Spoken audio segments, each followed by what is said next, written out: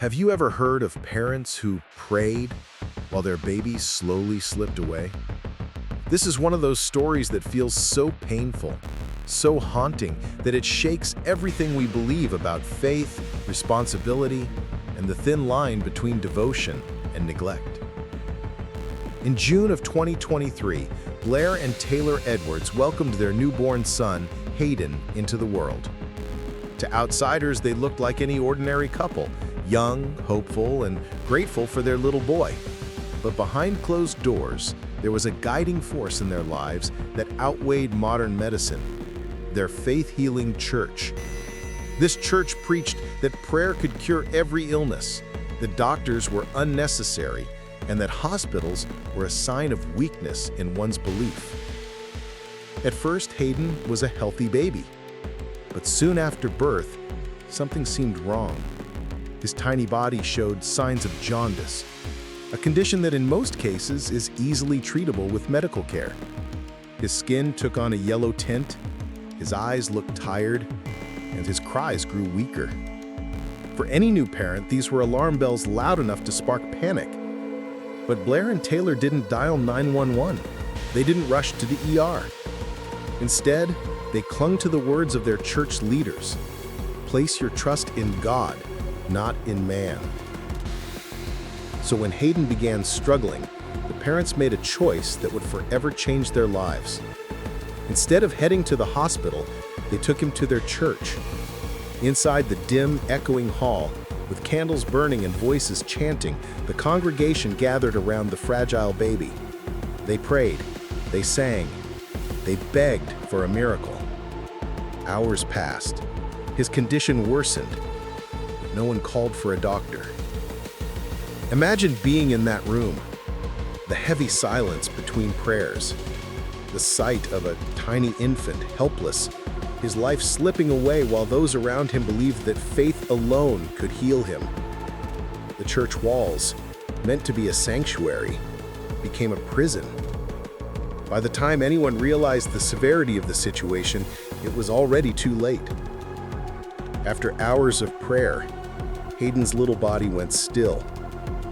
He passed away in his parents' arms, not in a hospital bed, not under the care of doctors who could have saved him, but in a circle of believers who thought their devotion would be enough.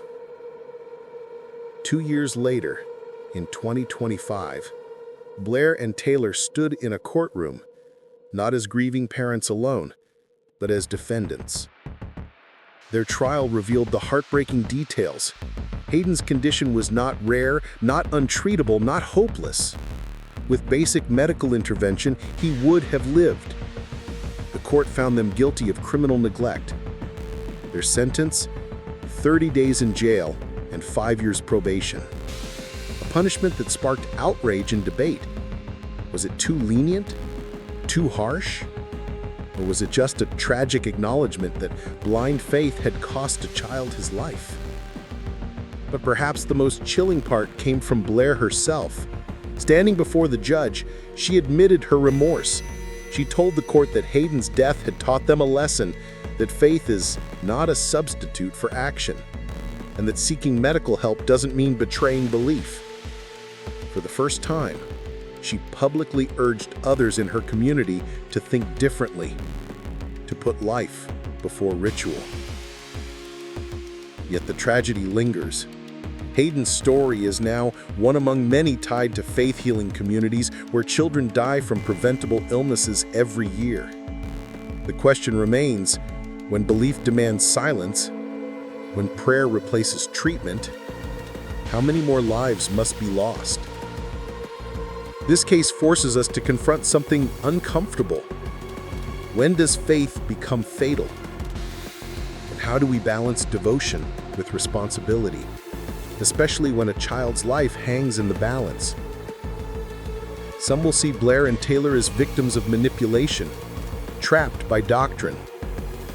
Others will see them as parents who failed the most basic duty of protection.